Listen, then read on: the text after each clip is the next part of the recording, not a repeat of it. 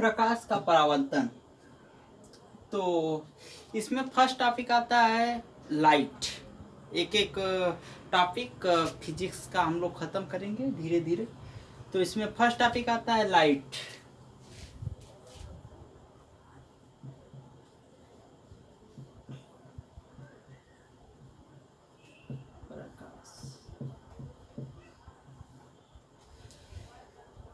प्रकाश प्रकाश होता क्या, इसे आप लोग नोट बनाते चले, नोट बनाते रहेंगे तो आपको अच्छा रहेगा आगे चल। क्या सब चीज़ें लिखनी रहेगी, बहुत सारी चीज़ें आप समझ भी सकते हैं और बहुत सारी चीज़ें मैं बोल दूंगा ऐसे लिखने के लिए कि ये इम्पॉर्टेंट है चीज़ें, इसे लिख लीजिए। और आप सेल्फ स्टडी भी करिए, सेल्फ स्टडी बहुत ज़रूरी है और पढ़ते रहिए बुक और थोड़ा सा ध्यान दीजिए। फिज़िक्स ख़त्म करा जाएगा पूरा अंत तक, अभी शुरू कर रहा। तो इसे देखिए फर्स्ट टॉपिक में पहला इसका हेडिंग है लाइट। लाइट होती क्या है? तो लाइट प्रकाश। अगर कोई बंद कमरा है, अंधेरा कमरा है, तो उसमें हमें वस्तुएं नहीं दिखाई देती हैं। बट कोई अगर हम मोमबत्ती या बल्ब उसमें जला दें तो वस्तुएं हमें दिखाई देने लगती हैं। ऐसा क्यों? क्योंकि जो हम मोमबत्ती या बल्ब जलाते हैं उससे विकिरण निकलती है। विकिरण क्या होते हैं? विकिरण एक प्रकार की ऊर्जा है जो एक सामान्यतः साधारणतः एक सीधी रेखा में चलती है, जो बल्ब के तंतुओं या मोमबत्ती की ज्वाला से निकलता है और निकलकर वस्तु पर जाकर फिर वहां से उससे टकराकर परावर्तित होकर हमारी आंखों में आता है और आंखों को संवेदित करता है और हमें वस्तु दिखाई देने लगती है। यानी प्रकाश यहाँ वस्तु पर जाता है और यहाँ से परावर्तित होकर फिर हमारी आंखों को संवेदित करता है, आंखों में जाता है तो हमें वस्तु दिखाई देती है। अतः कहा जा सकता है कि वस्तु हमें कब दिखाई देती है? जब प्रकाश उस पर से परावर्तित होता है। तो लाइट एक प्रकार की ऊर्जा है जिसे देखा नहीं जा सकता, बल्कि ये हमें वस्तुओं को दिखाता है और इसकी चाल निर्वात में 3 × 10⁸ मीटर पर सेकेंड होता है। ये निर्वात में इसकी चाल है 3 × 10⁸ मीटर पर सेकेंड और ये हमेशा विद्युत चुंबकीय तरंग के रूप में आगे बढ़ता है। ये कभी कभी पूछ देता है प्रकाश कैसे आगे बढ़ता है, तो हमेशा विद्युत चुंबकीय तरंग के रूप में आगे बढ़ता है। विद्युत चुंबकीय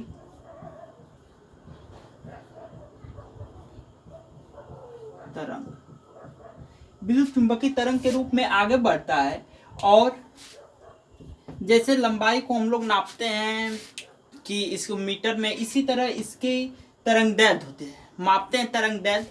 तो इसकी तरंगदैर्घ्य होता है तरंगदैर्घ्य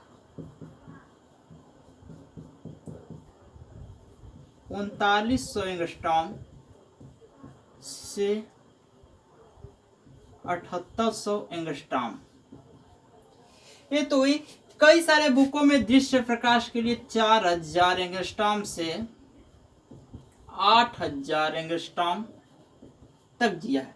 ये दोनों सही है, दोनों बुकों में दिया। बहुत सारे बुकों में ए वाला मिलता है, बहुत सारे बुकों में ए वाला मिलता है। और 1 एंगस्ट्रॉम बराबर 10⁻⁻10 मीटर होता है।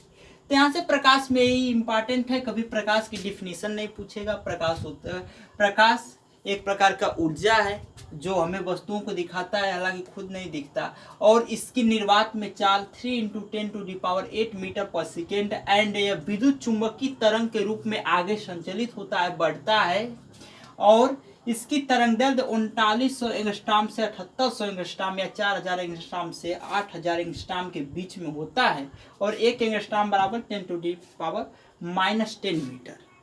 इतना ही प्रकाश से इम्पॉर्टेंट है, इसे नोट कर लीजिए इतना। फिर आगे आता है प्रकाश स्रोत। प्रकाश स्रोत क्या होता है उसे देखते हैं हम लोग। नोट बनाते चलिएगा, इस तरह बढ़िया रहेगा आगे चलकर।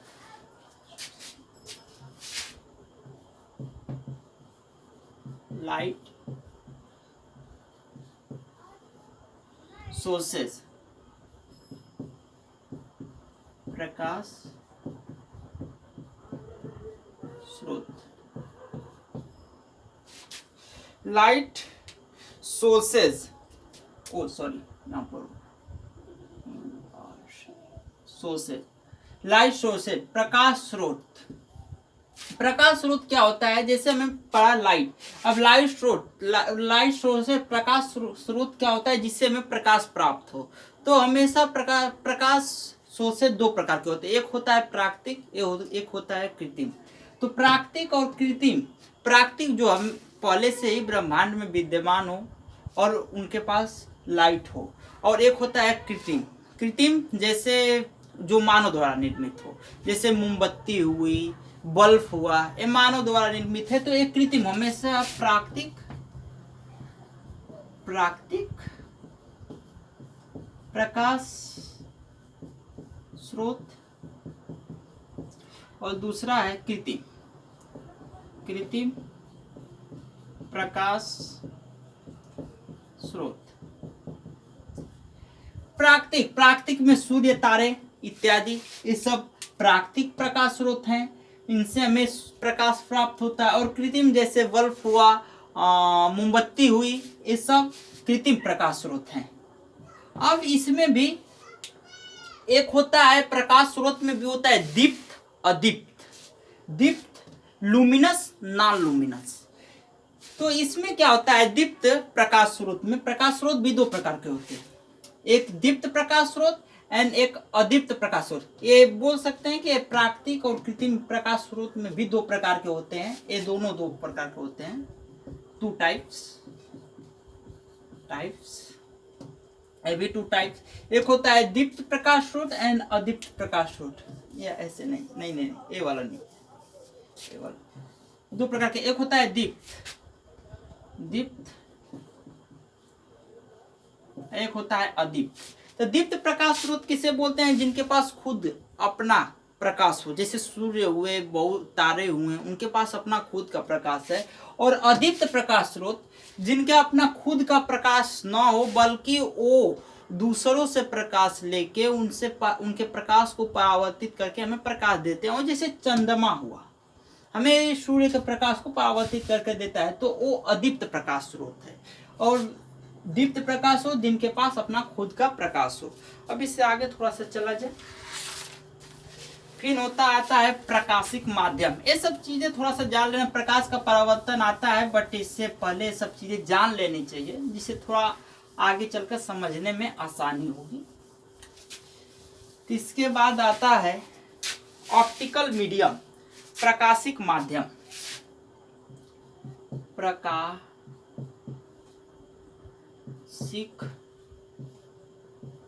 माध्यम, ऑप्टिकल मीडियम। ऑप्टिकल मीडियम, ये प्रकाशिक माध्यम क्या होता है, तो ये तीन प्रकार के होते हैं, एक पारदर्शक माध्यम, दूसरा पारभासक माध्यम, और तीसरा इसमें होता है अपारदर्शक माध्यम। पहला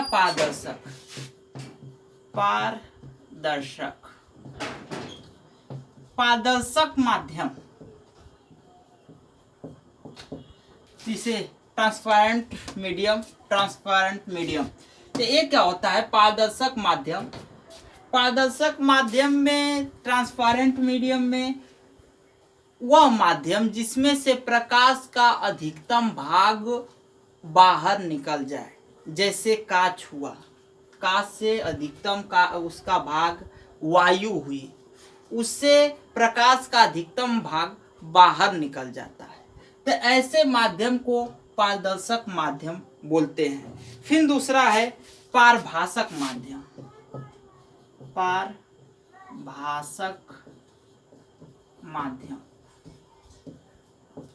पारभासक माध्यम ये क्या होता है कि ऐसा माध्यम जिसमें से प्रकाश का आंशिक भाग ही बाहर निकल पाए, जैसे कोई गंदा जल है, दूषित जल है, तो उसमें से प्रकाश का कुछ ही भाग बाहर निकल पाता है, अधिकांश भाग बाहर नहीं निकल पाता है। और घिसा हुआ कांच या ऐसे गंदा कांच, तो उसका पारभाषक माध्यम वो माध्यम होता है जिसमें से प्रकाश का अधिकांश भाग वापस न निकल पाए, कुछ ही भाग, आंशिक भाग बाहर निकल पाए। और पारदर्शक माध्यम में प्रकाश का अधिकांश भाग बाहर निकल जाओ। तीसरा अपारदर्शक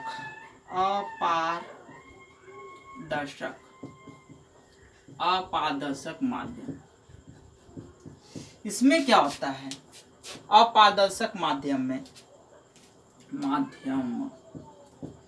अपारदर्शक माध्यम जिसमें से प्रकाश बाहर नहीं निकल पाए, जैसे लकड़ी हुई, कोई दीवार हुआ, ऐसा माध्यम जिसमें से प्रकाश बाहर नहीं निकल पाए वो अपारदर्शक माध्यम होता है।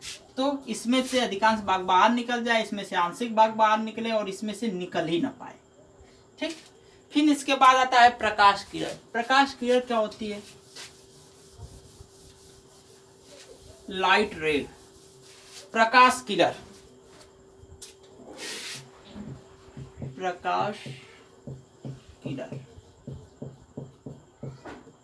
लाइट या LIGHT।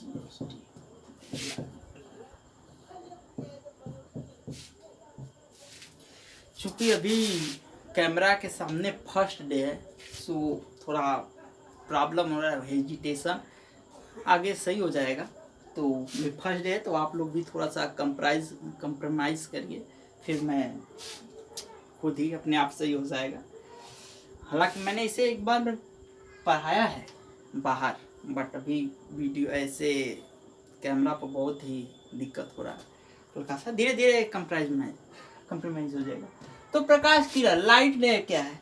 जब प्रकाश किसी पारदर्शक माध्यम से, जब प्रकाश की किरणें, किरण तो हमें बताना ही है, जब प्रकाश विकिरण किसी पारदर्शक माध्यम से सीधी रेखा में गमन करता है, संचरण करता है, आगे बढ़ता है, तो उन प्रकाश विकिरण को प्रकाश किरण बोलते हैं तथा प्रकाश किरणों के समूह को प्रकाश पुंज बोलते हैं। जब प्रकाश विकिरण को, जब कोई विकिरण एक सीधी रेखा में पारदर्शक माध्यम में आगे की तरफ संचरण करता है तो उन्हें प्रकाश किरण बोलते हैं, और प्रकाश किरणों के समूह को प्रकाश पुंज बोलते हैं। ठीक, प्रकाश पुंज भी 3 प्रकार के होते हैं। प्रकाश पुंज बता दिया, प्रकाश किरणों के समूह को प्रकाश पुंज बोलते हैं। ठीक, अब प्रकाश पुंज 3 प्रकार के होते हैं। पहला अभिसारी प्रकाश पुंज, दूसरा अपसारी प्रकाश पुंज, और तीसरा हुआ समांतर प्रकाश पुंज। अभिसारी प्रकाश पुंज, अपसारी प्रकाश पुंज एंड समांतर प्रकाश पुंज। तो पहले हम लोग देखते हैं अभिसारी प्रकाश पुंज क्या होता है। तो इसमें क्या होता है कि बहुत सारी प्रकाश किरणें आकर एक बिंदु पर मिलती हैं। प्रकाश किरणें आकर जब एक बिंदु को मिलती हैं तो इसे बोलते हैं अभिसारी प्रकाश। इनके समूह को, प्रकाश किरणों के समूह को बोलते हैं अभिसारी प्रकाश पुंज। और अपसारी प्रकाश पुंज जब एक बिंदु से आती हुई प्रतीत होती हैं तो इन किरणों के समूह को बोलते हैं अपसारी प्रकाश पुंज। एंड समांतर प्रकाश पुंज क्या होता है? जिसमें प्रत्येक प्रकाश किरण अपने दूसरे के प्रकाश किरण के समांतर हो, तो इसे बोलते हैं समांतर प्रकाश पुंज। ठीक, फिर इसके आगे आता है प्रकाश का परावर्तन। ठीक, अब यहाँ से हमें अब टॉपिक चालू होता है। ये सब चीजें थी जिसे जानना जरूरी है, थोड़ा सा आगे समझने में आसानी होगी चीज़ों को। ठीक, तो अब आता है प्रकाश का प्रकाश का परावर्तन, रिफ्लेक्शन ऑफ लाइट। प्रकाश का परावर्तन, reflection of light. Reflection of light, प्रकाश का परावर्तन, ये क्या होता है? तो प्रकाश जब किसी चिकने या पालिशदार तल पर गिरता है तो उसका अधिकांश भाग उसी माध्यम में वापस लौट जाता है। प्रकाश की इस घटना को प्रकाश का परावर्तन बोलते हैं। ठीक, जब प्रकाश की किरण किसी चिकने या पालिशदार तल पर पड़ती है तो वह उस पर टकराने के बाद उसी माध्यम में वापस लौट जाती है। प्रकाश की इस घटना को प्रकाश का परावर्तन बोलते हैं। ठीक, फिर से एक बार इसे नोट कर लीजिएगा। प्रकाश का परावर्तन क्या होता है, कभी कभी पूछ देता है। तो प्रकाश का परावर्तन, प्रकाश की किरणें जब किसी चिकने या पालिशदार तल पर पड़ती हैं तो वह उसी माध्यम में टकराकर वापस लौट जाती है। प्रकाश की इस घटना को प्रकाश का परावर्तन कहते हैं। ठीक है, एक बार फिर से डिफिनीशन। जब प्रकाश किसी चिकने या पालिशदार तल पर पड़ता है तो वह उसी माध्यम में टकराकर वापस लौट जाता है। प्रकाश की इस घटना को प्रकाश का परावर्तन कहते हैं। ठीक, ऐसे ऐसे। ठीक, अब प्रकाश के परावर्तन के दो नियम हैं। एक कभी पूछा जाता है प्रकाश के परावर्तन के कितने नियम? प्रकाश के परावर्तन के दो नियम हैं। पहला ऐसे, ये कोई दर्पण हम मान लेते हैं, कोई चिकना पालिशदार तल भी मान सकते हैं, कुछ भी। मैं दर्पण यहाँ पर मान लिया, ये दर्पण है। ठीक, दर्पण। ये कोई प्रकाश किरण ऐसे आई, यहाँ से परावर्तित होकर उसी माध्यम में वापस लौट गई। ठीक, तो इसे बोलते हैं, ये तो दर्पण हो गया, इसे बोलते हैं इंसिडेंट रे, आपतित किरण। आपतित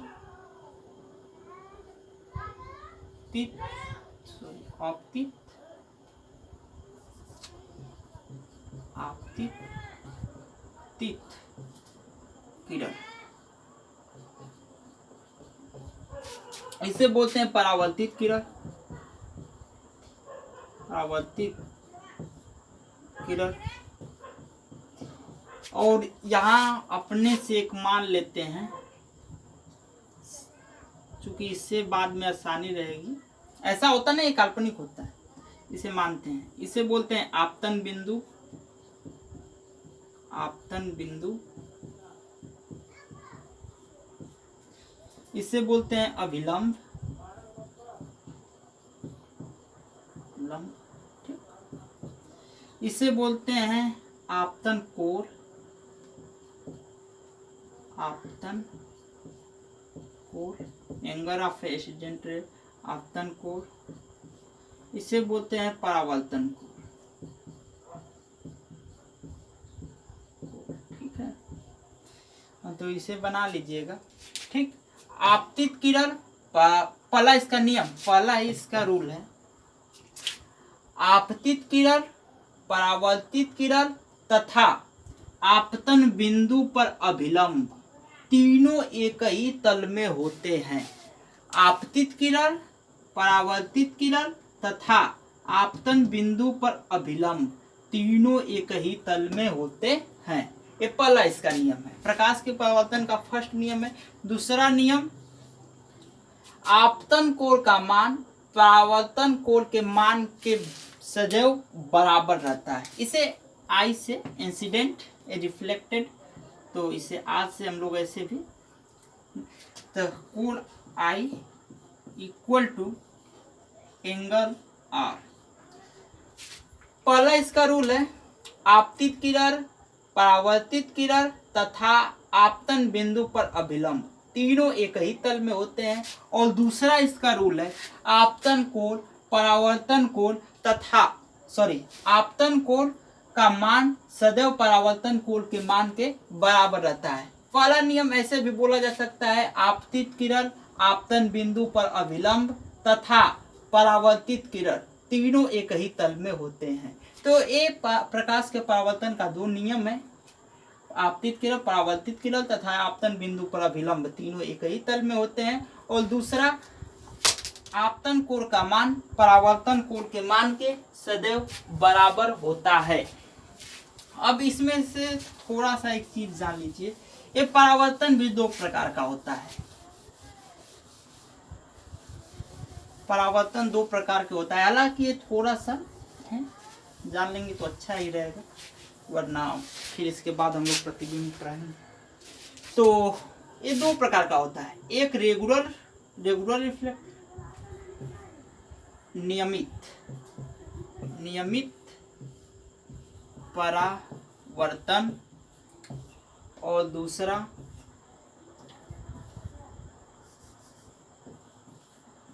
अनियमित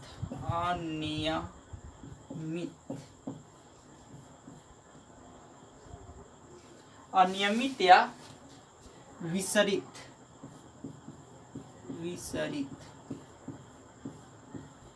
परावर्तन, अनियमित या विसरित परावर्तन। ठीक, और नियमित यानी regular reflection and irregular reflection. ठीक, नियमित परावर्तन क्या होता है, जैसे कोई प्रकाश की किरण किसी समतल चिकने पालिशदार या दर्पण पर ही पड़ी, ऐसे समांतर ऐसे और वैसे ही ये परावर्तित हो गई। सॉरी,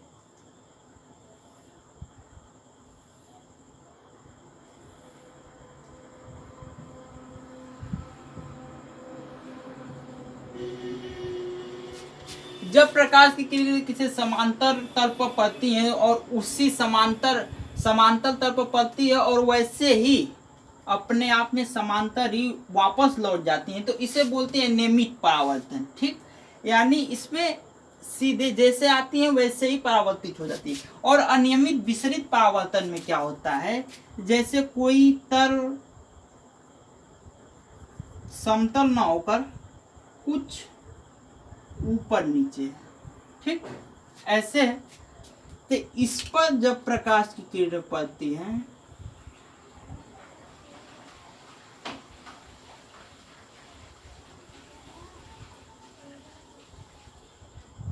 तो कोई प्रकाश की किरण ऐसे पड़ेगी तो ऐसे चली जाएगी, कोई ऐसे चली जाएगी, कोई ऐसे चली जाएगी, कोई ऐसे चली जाएगी। ठीक, तो ये होता है अनियमित परावर्तन। ठीक,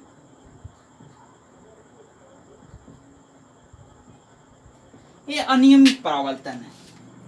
इसका मतलब क्या होगा, इससे अगर अनियमित परावर्तन होगा तो हमें चकाचौंध जो होता है वो हमें कम होगा, और इसमें अगर नियमित परावर्तन हो रहा है तो इस पर चकाचौंध ज्यादा होगा। इसका हमें दैनिक जीवन में बहुत सारा प्रयोग भी देखने को मिलता है, यूज हम लोग करते हैं। ठीक, ऐसा क्यों, जैसे में इसका एक उदाहरण है, अगर कोई पेपर है, अखबार है, न्यूज पेपर है, तो वो हम खुलदुरे पेपर पर क्यों छापा जाता है, क्यों नहीं बढ़िया पेज पर छापा जाता है खुरदुरे, और वो खुरदुरा और सस्ता भी मिलता है। तो ऐसा क्यों छापा जाता है, क्योंकि जब प्रकाश की किरणें उस पर पड़ती हैं तो उस पर अनियमित परावर्तन होता है, कोई इधर चली जाएगी तो कोई सीधे हमारी आंखों में आएगी, कोई इधर उधर चली जाती हैं, बहुत सारी हमारी आंखों में आ जाती हैं, तो जिससे हमें वो छोटी छोटी अक्षरें सरलता पूर्वक दिखाई देती हैं और हमें उसे पढ़ने में आसानी होती है। इसीलिए पेपर को खुरदुरे न्यूज़पेपर को खुरदुरे पेज पर छापा जाता है। वो सस्ता भी चूंकि पड़ता है और हमें छोटी छोटी अक्षरों को पढ़ने में आसानी रहती है, उससे चमकता नहीं है। अगर वही कोई प्लेन तल होता और उस पर से प्रकाश ऐसे परावर्तित होता तो वो प्रकाश चमकता। इधर कहीं बोर्ड पर भी चमक रहा होगा, इसका मतलब कि ऐसे प्रकाश की किरणें आ रही हैं और सीधे निकल जा रही, इसीलिए ये चमक रहा है। ठीक, क्योंकि ये चूंकि एकदम प्लेन है। ठीक, ये नियमित परावर्तन हो गया। यानी ये सब चीज जान लीजिए, प्रकाश का परावर्तन इम्पॉर्टेंट था और आगे वो जो मैंने प्रकाश बताया, और सब चीजों को जान लीजिए। ठीक है, फिर इसके बाद आता है प्रकाश के परावर्तन का नियम हो गया। फिर इसके बाद आता है, कभी कभी वो बताया था उस पर कभी कभी सवाल भी आ जाता है।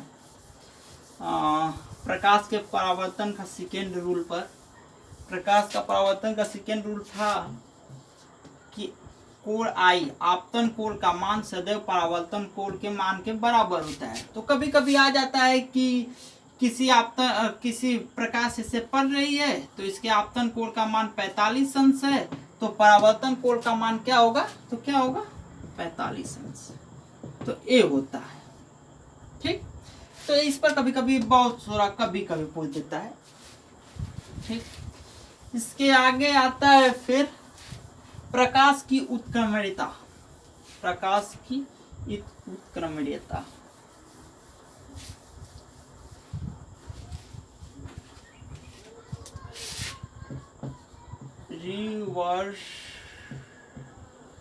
रिवर्सिबिलिटी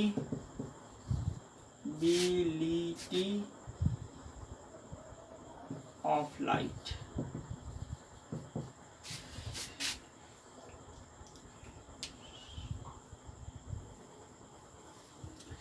रिवर्सिबिलिटी ऑफ लाइट, प्रकाश की, सॉरी पता नहीं आज फर्स्ट डे है, सॉरी हेजिटेशन में गड़बड़ लिखा है। प्रकाश का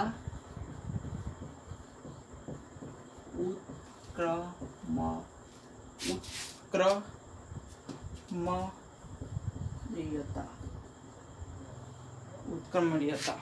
ठीक, रिवर्सिबिलिटी ऑफ लाइट, ये क्या होता है, हालांकि बहुत ज़्यादा इम्पोर्टेंट नहीं है लेकिन जान लीजिए इसे। रिवर्सिबिलिटी ऑफ लाइट क्या होता है, तो ये क्या होता है, जब प्रकाश ऐसे कोई प्रकाश की किरण आई और ऐसे वापस लौटी। ठीक, ये आपतित किरण है, ये परावर्तित किरण है, आपतित किरण परावर्तित किरण, ये है नॉर्मल अभिलंब। ठीक, तो आपतित किरण परावर्तित है, ये नॉर्मल है अभिलंब है। ठीक, तो ये क्या होता है कि प्रकाश की उत्क्रमणीयता, अगर यहीं पर हम कोई समतल दर्पण लगा दें, ऐसे समतल दर्पण लगा दें, समतल दर्पण लगा दें, तो इसमें क्या होगा कि प्रकाश जिस पथ पर आ रहा है वापस इसी पथ पर लौट जाएगा। प्रकाश की इसी घटना को प्रकाश का उत्क्रमणीयता कहते हैं। ठीक है, प्रकाश ऐसे आ रहा है, अगर यहीं पर हम दर्पण लगा दें तो प्रकाश उसी माध्यम में वापस चला जाता है, तो इसी प्रकाश की घटना को प्रकाश की उत्क्रमणीयता कहते हैं।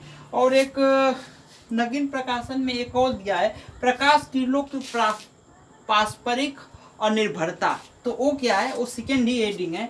उसमें क्या है कि अगर कोई प्रकाश से कोई प्रकाश स्रोत है, अगर प्रकाश स्रोत इससे ऐसे निकल रहा है किरण और एक प्रकाश स्रोत ऐसे निकल रहा है, तो ये अगर दोनों अपने आप पर ऐसे कट करता है, ऐसे एक प्रकाश ऐसे जा रहा है और एक प्रकाश ऐसे जा रहा है, तो ये दोनों को आपस में कट भी करते हैं, तो ये इसके कट करने से इसके तीव्रता में कोई प्रभाव नहीं पड़ेगा। ये प्रकाश जितनी तीव्रता से यहाँ निकलेगा वैसे ही वहाँ निकल जाएगा और ये भी प्रकाश ऐसे निकल जाएगा। यानी ये दोनों अपने आप पर निर्भर नहीं, अनिर्भर रहते हैं, वो इसीलिए दिया प्रकाश की पारस्परिक अनिर्भरता।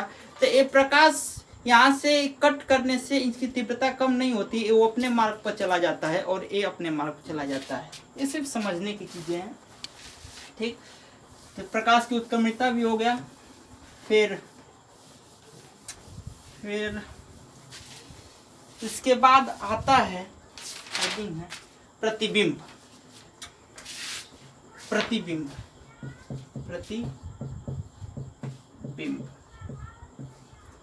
इमेज, ये प्रतिबिंब। इमेज क्या होता है, एक मिनट।